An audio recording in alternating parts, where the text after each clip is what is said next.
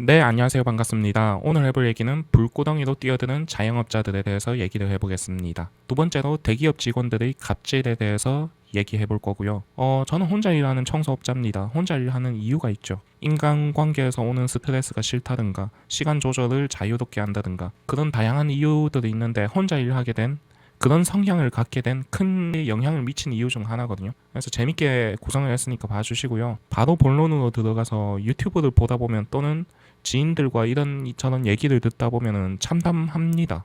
그러니까 가방을 싸 들고 다니면서 말리고 싶어요. 요식업계가 얼마나 어려운지, 얼마나 망해가는지. 오늘 갔던 식당이 내일 문 닫기도 하고 지금 걸어 다니다 보면 전부 임대 붙어 있죠. 근데 요식업을 뛰어든다는 게 저는 솔직히 제 머리로는 이해가 안 되거든요. 이해가 안 되는데 실제 그래요. 제가 제 지인 중에서 중국집을 좀 크게 하시는 분이 있어요. 크게 하시는 분이 있는데 홀 장사만 하거든요. 거의 배달은 별로 적고. 그러면은 뭐란 말이죠. 배달의 민족이나 각종 수수료들이 적다는 거 아닙니까? 근데 짜장면이 7,000원이에요. 2025년 6월 기준으로 7,000원이면 저렴하진 않은 가격이죠. 그리고 탕수육도 비쌉니다. 2만 원이 넘었던 걸로 기억해요. 근데 양은 적거든요. 근데 맛이 있어가지고 사람들이 엄청나게 많습니다. 점심 전에 자리가 꽉 차고 줄을 서는 집이거든요. 가족 사업이고 그래가지고 제가 물어보죠. 돈 많이 벌겠다. 그랬더니 그분 대답이 뭐냐면 월급이 150만 원이라는 겁니다. 하루에 12시간 일해서요. 그래서 최저시급도 되지 않지 않냐 했더니 돈이 버는 게 적어서 그렇게 받는다고 하는 거예요. 어쩔 수 없대요. 자기도 가족을 돕고 싶어서 그냥 적게 받고 한다는 겁니다. 그 얘기를 듣고 좀 놀랐어요. 장사가 저렇게 잘 되는 집도 순수익 구조가 낮다는 거에 대해서 그만큼 현재 시장이 안 좋다는 거라고 생각을 하거든요. 그런데 반대로 역설적이게도 프랜차이즈 시장은 창궐을 하고 있죠. 제가 이거를 어떻게 알게 됐냐면 저는 청소업자고 당근마켓 한 번씩 합니다. 그쪽으로도 일이 들어오고 하는데 그러다 보면은 광고가 엄청나게 떠요. 어떤 광고냐? 가맹점 모집. 이런 광고가 정말 많이 떠요. 그런 걸 보면서 느끼는 거죠. 이게 참 문제가 심각하구나. 그리고 제 구독자분들 중에서, 지인분들 중에서 요식업을 하려고 하시는 분들, 준비 중인 분들도 있거든요. 진짜 가방 싸들고 다니면서 말리고 싶긴 해요, 개인적으로. 앞으로 최저임금이 더 오를 거고요. 이거 제가 볼 때 최저임금이 내년에 12,000원도 갈 수 있지 않나. 주휴수당에 직원들을 쓰지는 못할 것 같아요. 근데 이렇게 됐을 때 영화나 드라마 환상을 보고 이런 분들이 많지 않습니까? 뭐 리틀 포레스트 제가 자주 이야기하는 영화죠. 그런 거나 뭔가 귀농 유튜브나 이런 거 보면 좋지 않습니까? 시골에서 막 고기 구워 먹고 땀 흘려서 낮에는 일하고 저녁에 고기 구워 먹고. 근데 여러분들 저희 할머니가 할머니 쪽에 농사를 지었었거든요. 지금은 안 합니다. 안 하는데 농사가 모든 일 중에 제일 힘들고 예측 불가합니다. 제일 어렵고요. 뭔가 귀농하면은 텃세 이런 거 있죠. 텃세라든가 마을 기금이라든가 마을 사람들과의 관계 말고요. 냉난방 말고요. 귀농을 했을 때 냉난방 문제라도 많이 얘기를 하지 않습니까? 냉방비 많이 나온다. 난방비 단열이 안 돼서 난방비도 많이 나온다. 또 벌레들도 또 주택 관리도 생각보다 손이 많이 간다. 근데 그런 거 다 제껴두고요. 신경 쓰지 말고 농사에 대해서만 보자고요. 농사가 정말 어려운 것 중 하나입니다. 수십 년 일하신 농부들도 그 예측을 잘 못하셔요. 어려워하셔요. 그런 게 농사예요. 근데 그 영화나 드라마의 일부 환상적인 장면만 보고 귀농을 선택하더라는 거죠. 근데 귀농을 했을 때 40세 미만 같은 경우는 정부에서 혜택도 굉장히 많이 주거든요. 뭔가 아무 조건 없이 대출을 해준다든가 그래서 돈을 쉽게 쓰기도 하죠. 그런 거를 이용해 먹는 인테리어 업자도 있고요. 전기차 가격이 굉장히 비싸죠. 그 비싼 이유가 정부 지원금이 플러스 돼서 그런 것도 있지 않습니까? 배터리 가격도 있지만요. 마찬가지 이게 귀농을 했을 때 대출을 그냥 받아서 했을 때 인테리어 업자들이랑 그 돈을 굉장히 쉽게 쓴다는 겁니다. 그런 것도 일부 있고 어쨌든 옆으로 잠깐 샜는데 본론으로 들어가서 배달의 민족 수수료 이런 것도 엄청 심하죠. 제가 이것도 조금 놀랬는데 배달의 민족 수수료가 강한 건 알고 있어요. 몇 년 전부터 알고 있었어요. 이게 말이 되나 싶었거든요. 싶어가지고 그 제 개인적인 자랑 아닌 자랑을 좀 하면은 저는 가능하면은 가게에 직접 전화해서 포장을 해서 먹으려고 해요. 왜냐면 제 돈 아끼는 것도 있지만은 뭐 리뷰 이벤트 이런 거 필요 없고 그냥 가게 주인들 좀 더 버시라고 그냥 그렇게 했었거든요. 물론 배달의 민족도 쓰는데 이게 수수료가 뭐 일정 퍼센트를 내고 떼고 그러지 않습니까? 이게 저는 말이 안 된다고 생각했어요. 너무 과해도 너무 과하다. 근데 이게 배달민족이 처음 나왔을 때 수수료가 1,000원이었다고 하더라고요. 저는 이 얘기 듣고 어이가 없었어요. 1,000원이었으면은 그 정도면은 굉장히 저렴하지 않습니까? 그래서 지금 배달민족 수수료는 몇 프로입니까? 제가 봤을 때 뭐 기사 수수료 떼고 업주 수수료 떼고 판매 수수료 떼고 이것저것 떼면은 한 20%? 30%? 예를 들어서 10,000원짜리 음식 시키면은 그 비율이 훨씬 높다고 생각하거든요. 그래서 이거는 말이 안 된다. 근데 솔직히 이게 자영업자들도 문제긴 합니다. 저 같은 경우는 전화해서 음식을 바로 포장해서 먹죠. 예를 들어서 10,000원짜리 음식을 주문했다고 치면은 어플을 통해서 배달의 민족 수수료를 내고 하면은 한 8,000원이 그 가게에 들어간다고 칩시다. 거기에 재료값 빼고 인건비 빼고 월세 빼고 하면 안 남겠죠. 한 1,000원 정도 남는다고 칩시다. 그런데요, 제가 직접 포장을 해서 먹으면 배달의 민족 수수료가 안 나가지 않습니까? 리뷰도 안 나갈 거고 뭐 이것저것 많이 빠질 겁니다. 그러면 거기에 대한 서비스를 저 같으면 줄 것 같아요. 근데 제가 한 3년 정도 이렇게 했는데 단 한 명도 그런 고맙다는 말조차 들어본 적이 없어요. 오히려 그냥 좀 불친절했던 경우도 한 번씩 있었던 것 같거든요. 그래서 이거는 자영업자들도 문제이긴 문제인 것 같아요.